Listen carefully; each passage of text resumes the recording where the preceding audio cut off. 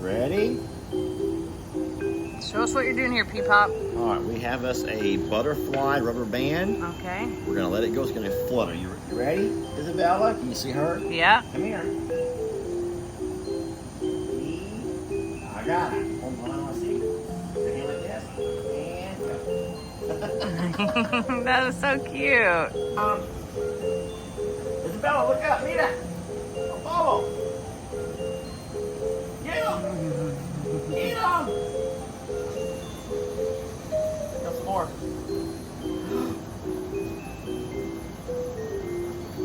Más.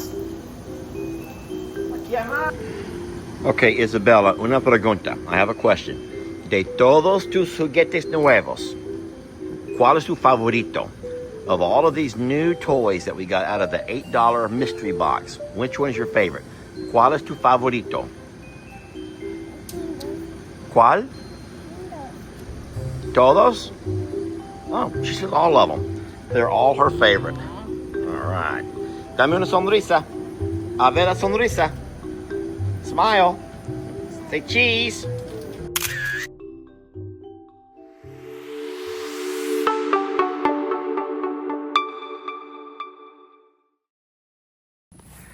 Hey folks, Lester here. I've talked about it a couple of times. I'm really excited.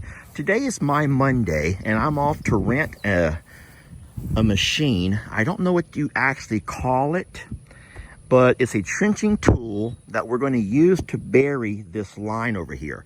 Now, we've hired a guy off of Marketplace who's going to come out and, well, he's already come out and done all of this. This is just the casing, the PVC or whatever it's called. He's going to tie into our meter, put a brand new breaker, maybe a couple of them, I don't know for sure. And he's going to run wire all the way down through here. Like I said, we'll use a trenching tool to help dig. And then it's going to make its way all the way over down. We'll have to come down through the driveway. He blocked it off there for now to allow us back and forth over the weekend. But we're going to tie back in over here. And I want to show you where we're going to put a junction box. He's already stuck it on the fence. I'm so excited about this because we've been running extension cords for the whole, the last several months. All of last year, actually. So here's going to be the junction box where it's all going to come into. And from here, it's going to split off and go 3 different directions. One's going to go out towards the well house. We have another that's going to go off towards the pond, right there around the middle somewhere.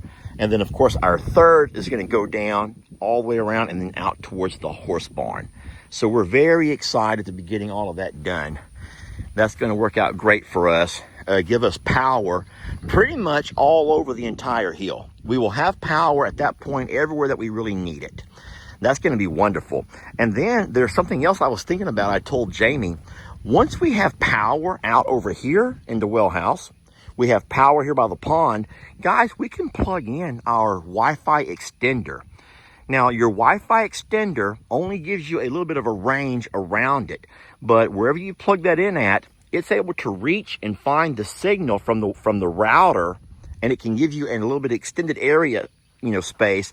So we could actually go live from our pond area. Now, we're never going to want to go live around the well unless, in fact, we're watering the horses down or something. So there's always things you can do if you have power. So we're very blessed today to be getting that taken care of. It's been a long time in the making. We had a company come out, I'm going to say last year, and run power to Jamie's greenhouse. And from there, they also ran power over into our garage. So now we have lights and fans and all those things in both of those buildings that we never had before. Problem is, though, that company charged us an arm and a leg. I mean, literally, they charged you an arm and a leg and your firstborn. They were very expensive. Hiring someone off Marketplace is risky, but you can tell real fast, I think. Oh, hi. So, it's always a gamble. I think it's always a risk, but you can kind of gauge a lot talking to the fella of how much he knows. And so we're just going to keep our fingers crossed that that everything goes well and that we get the power that we need. We don't have a whole bunch of issues later. Hey, Dinkers, can I get some loving from Dinkers? Any chance I can love on some Dinkers? No chance? Okay, well, I'm not going to love Dinkers. I'll talk to him. It's nice to see you, Dinkers. Nice to see you, little man. I'm going to have to run me a water hose over here and fill up this water. That's what we should do next, is run more line for our water hose. We have to just drag hose across the ground to get our waters over here. And then, of course, we have a water fixture here with Ernie. That's where I'm going to go right now, is have a little visit with Mr. Ernie. Guys, as you know, he's by himself, and I feel bad for him to be alone. But Jamie talked about it last week, and I'll go ahead and remind you now. Hey, Ernie, how you feeling, bud? Look at his back. We don't know why. It was the weirdest thing, but Annie and Oopsie Daisy were both attacking him. We did not video it because neither one of us, we had to rush into action. We were sitting on the porch, there on the awning there under the RV, and we heard all of this horrible noise. Annie was making that weird noise that she makes. Hey, buddy. And we looked over, and Annie and Oopsie were like biting him, jumping on him, spitting at him. I know, buddy. Look at his knee. Look at his knee. Guys, they were tearing him up. They were tearing him up, and we do not know why. They had double teamed him.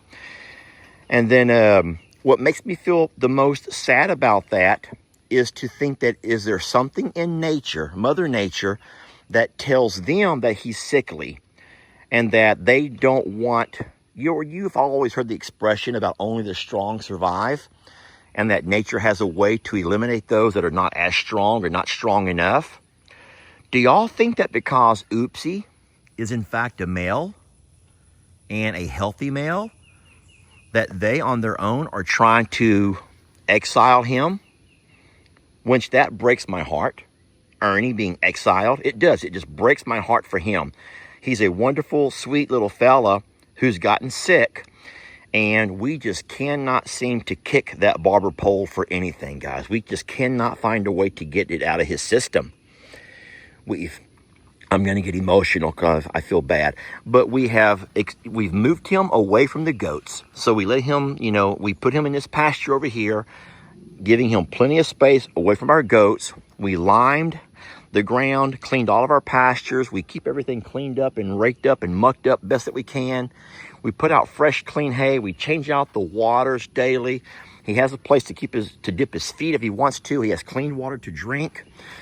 We've given him the meds, and even though he has moments where he feels and looks a whole lot better, at some point he begins to, I don't know if it's called relapse, but he begins to kind of fall back into a sickly mode. And then I feel like it just keeps coming back. And it's been, guys, I think it's been a year.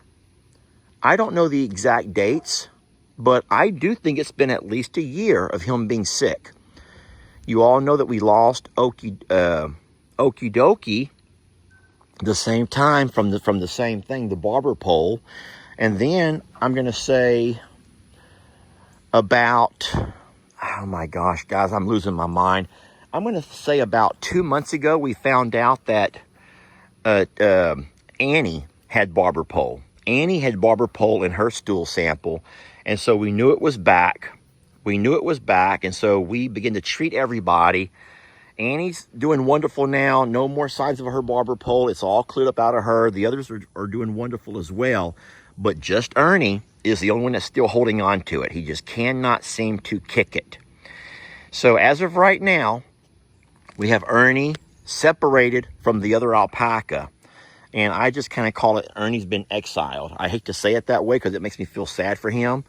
But Annie and the other alpaca want nothing to do with him. They want nothing to do with him. And so it just breaks my, why are you biting me in the back? Listen, you're biting me in the back for no reason, okay? You don't have to do that. You want attention? She's like, I would like to go in there with the alpaca if you don't mind. Could you open the gate? Baby, I'm not opening the gate. You have an entire pasture you can go into. Hey guys, do y'all want to get on the side-by-side and go check on Carl? Who wants to go check on Carl and see his eggs? Or maybe see what Carl's doing with his eggs. Y'all ready? Now, before I go, I want to remind you of one thing. Carl is getting fed. We are taking food to Carl if we don't see him during dinner time. But we've also noticed Carl will switch out. Every once in a while, Carl will switch out with Debbie and walk up on his own. So let's all go down together and visit with Carl, see what's going on with him, okay? And then in the comments, talk about your thoughts on Ernie. I know it's sad, so you don't have to say I feel bad for Ernie, but what do you think we should do? And then I want to remind you of one last thing before you get too crazy on me. Everybody has lost Alpaca. It has been a really horrible last couple of years, even for the people who are Alpaca people. Let's hear an example would be our own Miss Tina, the sweet lady who comes out to take care of our alpacas when it comes to their shearing and their hooves. Guys, Miss Tina, who knows the ins and outs of these babies, who has had tons of them, has lost an alpaca from barber pole. So we're blessed that Ernie's still alive and kicking. He's eating. He seems to be doing okay-ish, but he has been exiled from his herd. So what do you think we should do? What should be the next steps in something like this? All right, let's go down and have a peek at Carl, and let me show you guys where he's at on those eggs. All right, from this point, I need to be on high alert, keep my head on a swivel, and then I do not think that Carl will get off the eggs to chase me. Normally, when he's sitting on the eggs, he cares more about maintaining the humidity and keeping those eggs going than he does about trying to chase me around. So, but I will be careful and cautious just to make sure. I also see Debbie over here squatting down close to him. I guess that she's ready for shift change whenever Carl is. And I don't want to go right up on top. I don't want to scare him. I'm not going to try to scare Carl off. I'll just go from a distance and have you all see what I see. We can kind of all peek together. Like I said, I'm going to keep my distance, because what we do not want is Carl to jump up and chase me down.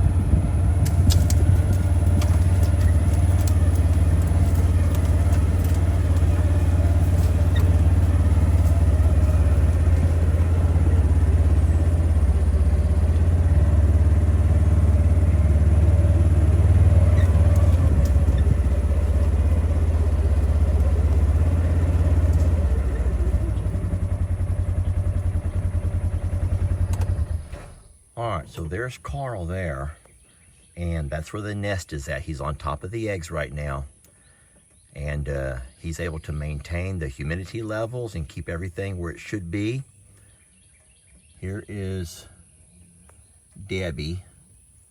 She's over there just hanging out. Now, those two side-by-sides are over on our neighbor's property. Those are not ours. That's where our neighbor, Mr. Pete and Miss Terry, live, and those belong to their children.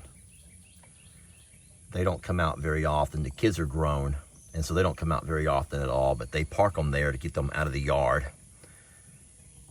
But here's Carl, and he's just sitting there.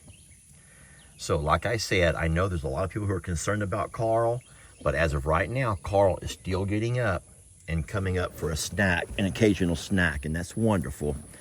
We will keep feeding him as long as he comes up for snacks. Hey, sweetie, I did not bring anything for you. I'm so sorry. I know you work so hard to take care of babies, and you're such a good girl. And look how pretty her plumage has come back in. Now that Carl has kind of given her a little bit of a break, she's looking really good. She looks wonderful. But there you go. Carl, Debbie, and Tina, our ostrich family. And Carl's being a wonderful, wonderful dad right now, y'all. He's being a wonderful dad.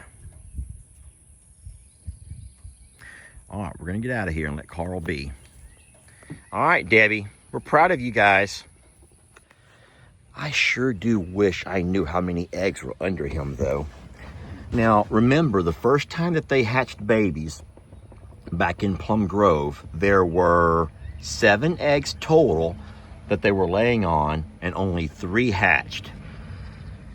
So we will have to find out later. I have not had a chance to see how many eggs are there. I've not been here during the transition, if you know what I mean. And boy, I tell you what, as soon as one gets up, the other one pops down. They do not give those eggs time. So it's just gonna, I'll have to put some kind of a game cam over here or something, I think. But maybe it's just, let's let them be and not worry so much about it. All right, baby, I'm leaving. You gotta back up, sweetie. So for the couple of people who've asked about this pond over here and getting an aerator system set up into this one, we haven't thought about that yet. We keep the color in it, and the color will help us. As long as you keep your water colored and we keep it pretty dark, the sunlight can't penetrate through, and you can't get a whole lot of growth underneath, you know, algae and whatnot can't really grow as long as you have you know, the sun can't penetrate. And so for now, we're going to keep the color to it. We'll see how it goes on the other pond. We'll just kind of gauge it and see how it goes. And if all goes well and we find a guy who can do our aerator and it helps like we hope it will, then by all means we'll consider coming off maybe from the same area, coming down the hill some and getting us power over here to, you know, aerate this pond as well. And then the last thing I want to talk about is there's been a lot of people ask, how deep is this pond? So it was dug at 15 feet. I don't know now with some of the erosion, some of the sand coming off the hill, if it's still 15 feet. I'm going to guess and say no. But when it was dug from the point of the rock, where the water goes over the rock, from that level, it was 15 foot down. Because they always account for the fact that you're going to have some wash off. So I don't know how much dirt is washed up into it, but 15 foot is how it was dug. Just do not know for sure how deep it is as of today. Alrighty, well, last thing I'll tell you before I let you go is we have 2 places to cross. This is a low water bridge crossing. It's just a low water bridge where we built it to where we have the rock here to have the drop off into the larger part of the pond. And we can cross, most of the animals prefer to cross over here. It's nice and dry. And driving through here in a side-by-side is easy. The animals all cross right there. Now they could also walk down if they chose to cross at the culvert, which is on the other side of the property. Well, I want to thank you guys for joining us today. Friends, remember that not every video is going to be a blockbuster. To the Barbara Greens out there and some of the other folks who have very high expectations, for our channel is not one where we only share viral moments. Our channel is one that we share the daily grind, the day by day of taking care of over 100 farm animal rescues, okay? And so some days like today, we just tell you the good, the bad, and the ugly, things that are going on around the property. And we appreciate the folks who are loyal enough to stick with us, knowing that you're not always going to see a run Maggie run moment or Carl pulling my pants down, okay? But we thank you guys for watching. We love you so much. We're blessed to have you, and we will catch you guys on the next video.